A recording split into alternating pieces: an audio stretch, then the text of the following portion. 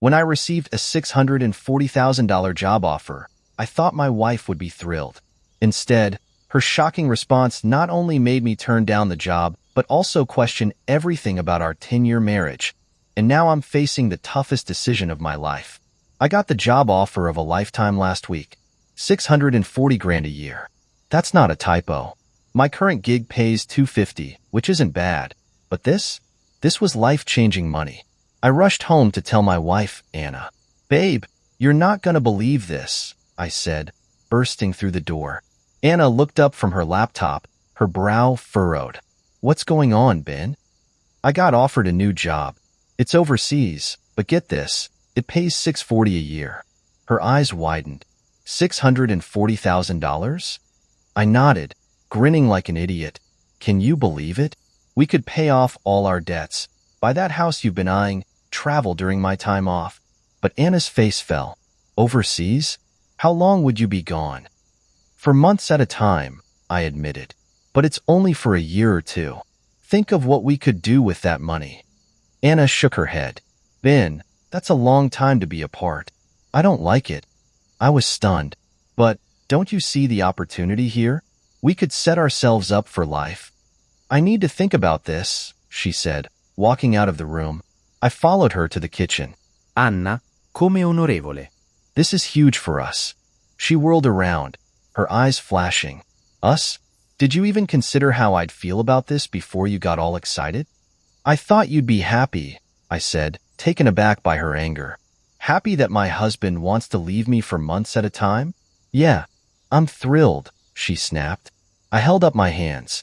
Whoa, I'm not leaving you. It's just a job.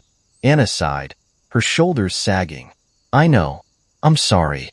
I need some time to process this, okay? Okay, I said, watching her walk away. Something felt off, but I couldn't put my finger on it. Over the next week, Anna got weird. Real weird. She'd start talking, then trail off mid-sentence, staring into space.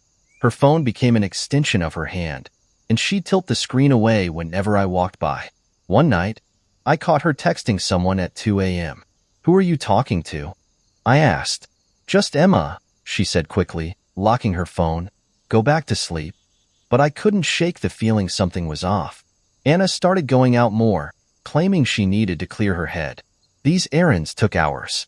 I tried talking to her about the job again, but she'd change the subject or get irritated. Can we not do this right now? She'd snap. After a few days of this, I decided to talk to my best friend, Mark. We met up at our usual bar after work. I don't know what to do, man, I said, nursing my beer. Anna's acting like I'm abandoning her or something. Mark took a swig of his drink. Have you guys been having problems? I shook my head. No, everything was fine until this job offer came up. Maybe she's scared, Mark suggested. For months is a long time. But it's not forever, I argued. And think of what we could do with that money. Mark gave me a long look. Is the money worth risking your marriage? His words hit me hard. Was I being selfish? I spent the rest of the night mulling it over. When I got home, Anna was on the couch, scrolling through her phone. She barely looked up when I walked in. Hey, I said, sitting next to her. Can we talk? She sighed, putting her phone down. About what? About us. About this job. I feel like we're not connecting on this. Anna's eyes welled up with tears. I don't want to lose you, Ben. I took her hand. You're not losing me. It's just a job. But what if? She trailed off, looking away. What if what? She shook her head. Nothing. Forget it. I squeezed her hand. No, tell me. What's really bothering you? Anna took a deep breath. What if you meet someone else over there? What if you decide you don't want to come back? I was floored. Is that what you've been worried about? Anna, I love you. No job or anyone else is going to change that. She gave me a weak smile. Promise? I promise, I said, pulling her into a hug. For a moment, I thought we'd turned a corner. But over the next few days, Anna's behavior got even stranger. One afternoon, I came home early from work and found her on the phone, speaking in hushed tones. I can't talk right now, she whispered. I'll call you back later. When she saw me, she jumped. nearly dropping her phone. Ben, you scared me. I didn't hear you come in.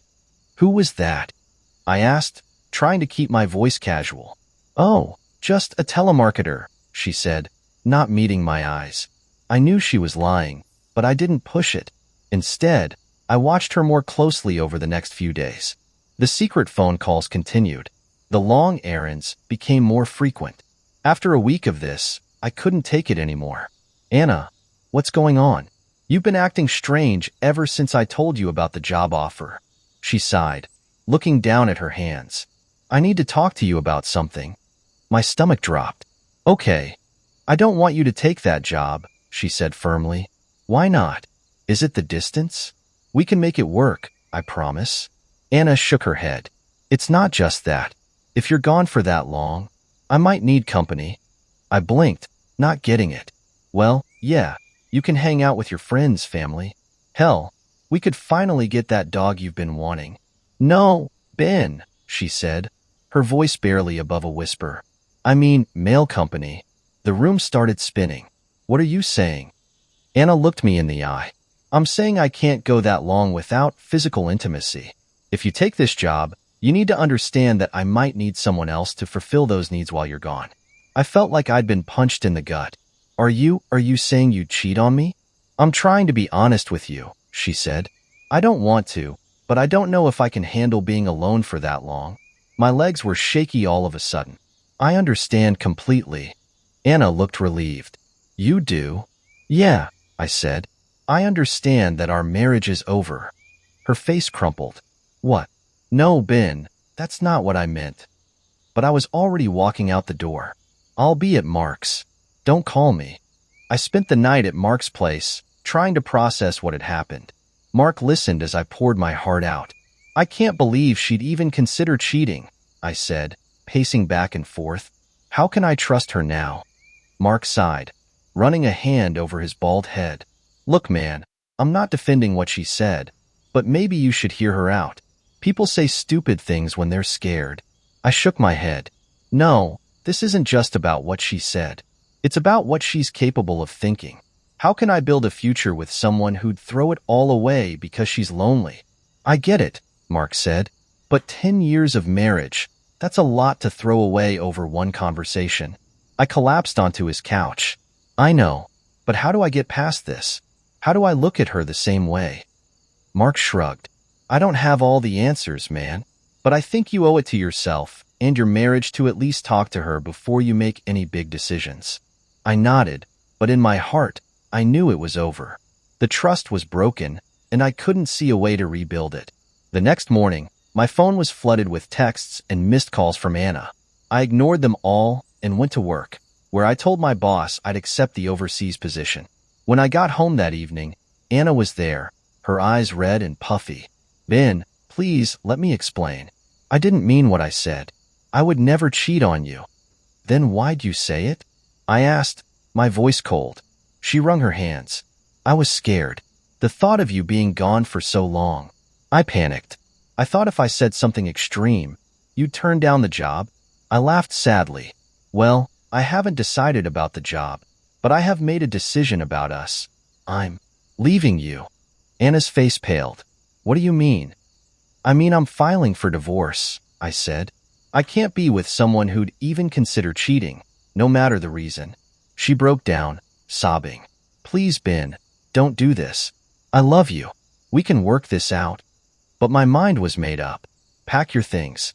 You can stay with Emma until we sort this out legally. As Anna left, I felt a twinge of doubt. Was I making the right decision? But then I remembered her words, how easily she'd considered betraying our vows, and my resolve hardened. The next day, I met with a lawyer to start the divorce proceedings. As I signed the preliminary paperwork, I couldn't help but think about the future I'd imagined for us just a week ago. You sure about this? The lawyer asked, noticing my hesitation. I nodded. Yeah, sometimes the hardest decisions are the right ones. As I left the lawyer's office, my phone buzzed. It was my boss, confirming the details of my new position overseas. I took a deep breath and texted back, I'm in. When do I start?